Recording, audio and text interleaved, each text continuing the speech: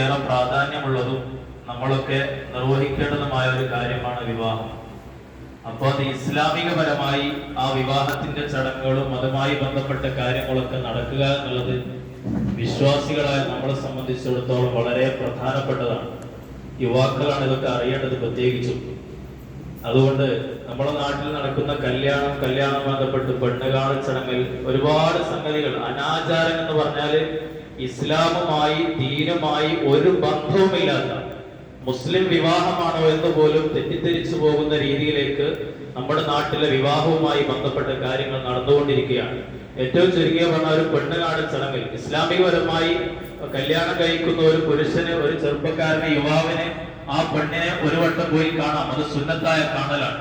പിന്നീട് ആ പെണ്ണിനെ അവൻ കാണണമെങ്കിൽ നിക്കാഹിന് ശേഷമല്ലാതെ ഇസ്ലാം അത് അനുവദിക്കുന്നില്ല.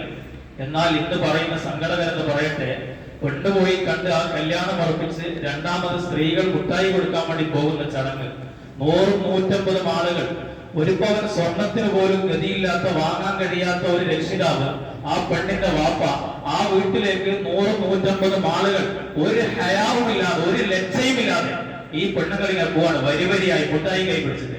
അതുപോലെ മുന്നിൽ നടക്കുന്ന ആരാ? ഈ പെണ്ണ് കെട്ടാൻ പോകുന്ന ചെറുപ്പക്കാരൻ ട്രോളിയിൽ മറ്റും മുട്ടായി കൊണ്ടുപോയിട്ട് എന്നിട്ട് ഈ പെണ്ണിന്റെ മുമ്പിൽ പോയി മുട്ടുകുത്തി നിന്ന് ഒരു ഹയാവുമില്ലാതെ എന്റെ ചെറുപ്പക്കാരിങ്ങനെ അതപ്പതിച്ചു പോകുന്നത്. നിസാലും സ്ത്രീകളുടെ മുമ്പിൽ അവർ ആധിപത്യമുള്ള ആളുകളാണ് പുരുഷന്മാർ. സ്ത്രീയുടെ മുന്നിൽ പോയി മുട്ടുകുത്തി എന്നിട്ട് മുട്ടായി കൊടുക്കുക, എന്നിട്ട് ഈ പെണ്ണ് നല്ല സേന എന്നുകൊണ്ട് മുട്ടി പൂവാകാം. ഇതൊക്കെ എവിടെ നിന്നാണ് ഈ സംസ്കാരം നമ്മൾ പഠിച്ചത്? ഇത് തിരുത്തണം. എന്റെ പ്രിയപ്പെട്ട മഹലിന്റെ ഉത്തരവാദിത്തപ്പെട്ട ആളുകൾ, ഈ മക്കൾക്ക് ജന്മം നൽകിയ രക്ഷിതാക്കൾ ഗൗരവത്തോടെ ചിന്തിക്കണം.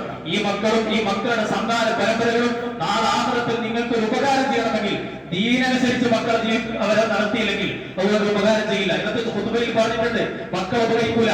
ബറക്കത്തിന് വേണ്ടി തങ്ങന്മാരെയും ഉസ്താദുമാരെയും പോയി ദ്വാരത്തിട്ട് കാര്യമില്ല. ദീനിയായ ചടങ്ങാണ് വിവാഹത്തിന്റെ പേരിൽ നടക്കേണ്ടത്. ഈ തോന്നിവാസം മുഴുവൻ ചെയ്യുകയും ചെയ്യും. എന്നിട്ട് അത് സ്റ്റാറ്റസ് വെച്ച്, പാട്ട് വെച്ച് നാട്ടിലെ മുഴുവൻ ചെറുപ്പക്കാരും അത് സ്റ്റാറ്റസ് വെക്കുകയാണ്. എന്നിട്ട് കുടുംബമാകട്ടെ, മഹറമാകട്ടെ, അല്ലാത്തവരാകട്ടെ ഇത് കണ്ടുകൊണ്ടിരിക്കുകയാണ്. വെറുമൊരു ജാഹിലിയ സംസ്കാരത്തിലേക്ക് നമ്മുടെ നാടെന്തുകൊണ്ടാണ് ഇങ്ങനെ അതപ്പതിച്ചു പോകുന്നത്? തെറ്റ് ചെയ്യുന്നു, ചെയ്യുന്നതിനാണ് പരസ്യപ്പെടുത്തുന്നത്. തെറ്റ് ചെയ്താൽ പോലെ അവന്റെ സ്വന്തം വീട്ടുകാർക്കും വാപ്പാക്കുമാർക്കും ദീനനുസരിച്ച് മക്കളുടെ കല്യാണം കഴിക്കണം നിർബന്ധമില്ലെങ്കിൽ കഴിക്കണ്ട. എന്തിന് നാട്ടുകാരെ കാണിക്കണം? ഈ തോന്നിവാസം നമ്മൾ നിർത്തിവെക്കണം നമ്മുടെ മഹലിൽ. അത് മഹല്ല് കമ്മിറ്റി തീരുമാനിച്ച് പാസാക്കുന്ന സംഗീതമല്ല. ജന്മം നൽകിയ വാപ്പമാർക്കും ഉമ്മാർക്കും ബോധം വേണം. എന്റെ മകൻ കല്യാണം കഴിക്കുമ്പോ, എന്റെ മകളുടെ കല്യാണം കഴിയുമ്പോ ദീനിയായി മുത്തുനബി സല്ലല്ലാഹു അലൈഹി വസല്ലം തങ്ങൾ ഇഷ്ടപ്പെടുന്ന രീതിയിൽ, റഹ്മത്തിന്റെ മലായികത്തിന്റെ സാന്നിധ്യം ഉണ്ടാകുന്ന രീതിയിൽ, ബറക്കത്തുണ്ടാകുന്ന രീതിയിൽ എന്റെ മകളുടെ വിവാഹം കഴിക്കണം എന്ന ചിന്ത ഓരോ വാപ്പമാർക്കും ഉപ്പമാർക്കും ഉണ്ടാകണം. മകൻ ഗൾഫിൽ വലിയ ശമ്പളക്കാരനായിരിക്കാം, വലിയ ജോലിക്കാരനായിരിക്കാം എന്ന് കരുതി നമ്മുടെ മുത്തുനബിക്ക് ഇഷ്ടമില്ലാത്ത, ഇസ്ലാം പഠിപ്പിക്കാത്ത രീതിയിൽ കല്യാണം കഴിക്കാൻ പാടുണ്ടോ? അതുകൊണ്ട് എന്റെ പ്രിയപ്പെട്ട യുവാക്കളെ ഗൗരവത്തിൽ ചിന്തിക്കണം. നമ്മുടെ ഹലാലല്ലാത്ത, അതുപോലെ കുടുംബ സദസ്സ്, കുടുംബയോഗം, കുടുംബ സംഗമം, ഒരു കുടുംബത്തിൽ എന്റെ വീട്ടിൽ എനിക്ക് ഹലാലായ എന്റെ ഭാര്യ, എന്റെ പൊക്കന്മാരെന്റെ ഉമ്മ, അതിലൊപ്പം എന്റെ വീട്ടിൽ ഹലാലായ കാണാനും തൊടാനും പറ്റിയ ആളുകളില്ല. എന്നിട്ട് നാട്ടിലെ വാപ്പാന്റെ അനിയന്റെ മക്കള്, കാർമാറ മക്കള്, ഉപ്പാന്റെ മക്കള്, ഉപ്പാപ്പാന്റെ മക്കള്, ഇത് മുഴുവൻ ആളുകൾ ഒരുമിച്ച് കൂടി ഒരേ സദസ്സിലിരുന്ന് സ്ത്രീയും പുരുഷനും ഒരുമിച്ചിരുന്ന് എന്നിട്ട് അവസാനം ഡാൻസ് കളിക്കാം. കല്യാണം കഴിച്ച് 2-3-4 മക്കളുടെ പെണ്ണുങ്ങൾ ഡാൻസ് കളിക്കാൻ തുള്ളുകയാണ്. എന്നിട്ട് സ്റ്റാറ്റസ് വെക്കാം. രാവിലെ മദ്രസയിൽ കുട്ടികളെ പേര് കൊടുത്ത് പറഞ്ഞിട്ട് കാര്യമില്ല. എന്നിട്ട് ദീനിയായ മക്കൾ വളരില്ല. സ്വന്തം വാപ്പ നന്നാവണം, ഉമ്മ നന്നാവണം. ദീനിയായ ഇതൊരു അന്തരീക്ഷം നമ്മുടെ വീട്ടിനുള്ളിൽ ഇല്ലെങ്കിൽ എങ്ങനെ നമ്മുടെ മക്കൾ നന്നാവും? എന്നിട്ട് അവർ മക്കൾ നന്നാവണം എന്നിട്ട് ഇങ്ങനെ പറഞ്ഞാൽ മതിയോ? നമ്മളെ ദീനനുസരിച്ച് നമ്മുടെ വീട്ടിൽ ഏറ്റവും വലിയ, നമ്മുടെ വീട്ടിന്റെ ഒരു കുട്ടിയെ സംബന്ധിച്ചിടത്തോളം അതവ് പഠിക്കേണ്ട, ദീന് പഠിക്കേണ്ട ഏറ്റവും പ്രാഥമികമായ പാഠശാല എന്ന് പറഞ്ഞ ഉമ്മയുടെ മടിത്തട്ടിലാണ്. ഉമ്മയും വാപ്പയുമാണ് ഉസ്താദുമാർ. ആ വീട്ടിൽ അവർ പഠിക്കുന്ന, അവർ ശീലിക്കുന്ന സ്വഭാവങ്ങൾ അത് ദീനിയായിരിക്കണം. മദ്രസയിൽ നിന്ന് പഠിക്കുന്ന കാര്യങ്ങൾ വീട്ടിൽ വെച്ച് കുട്ടികൾ പ്രാവർത്തികമാക്കണം. മദ്രസയിൽ വെച്ച് ബാത്റൂമിലേക്ക് പഠിപ്പിക്കുന്നുണ്ടാവും. വീട്ടിൽ പോയാൽ മുമ്പ് ശ്രദ്ധിക്കുന്നുണ്ടോ? അത് ശ്രദ്ധിക്കുന്നില്ല.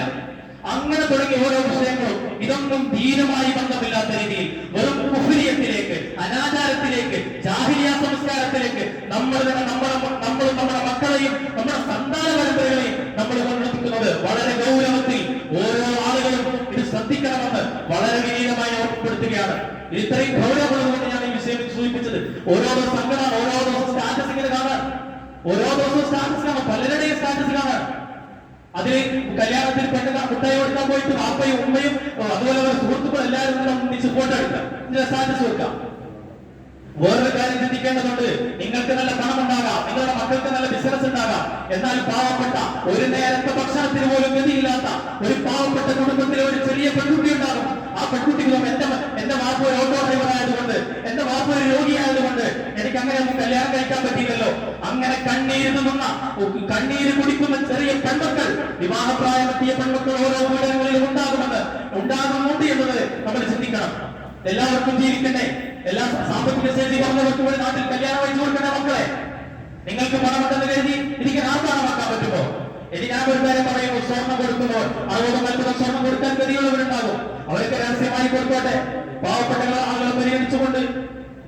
അതുകൊണ്ട് പ്രിയപ്പെട്ട മുഖ്യങ്ങൾ ഇത്രയും ഗൗരവത്തിൽ പറയുന്നത് സങ്കടം കൊണ്ടാണ്, വല്ലാത്ത പ്രയാസം. അല്ലാഹു തആല നമ്മളെയൊക്കെ നന്നാക്കി തരുമാറാവട്ടെ, നമ്മുടെ മക്കളെയൊക്കെ സ്വാലിഹീങ്ങളാക്കുമാറാവട്ടെ, നമ്മുടെ സന്താന പരമ്പരകൾ ദീനനുസരിച്ച് ജീവിക്കുന്ന നല്ല സ്വാലിഹീങ്ങളായി മുഅ്മിനീങ്ങളായി അല്ലാഹു തആല മാറ്റി തരുമാറാവട്ടെ. ആമീൻ യാ റബ്ബൽ ആലമീൻ. അസ്സലാമു അലൈക്കും വറഹ്മത്തുള്ളാഹി വബറകാതുഹു.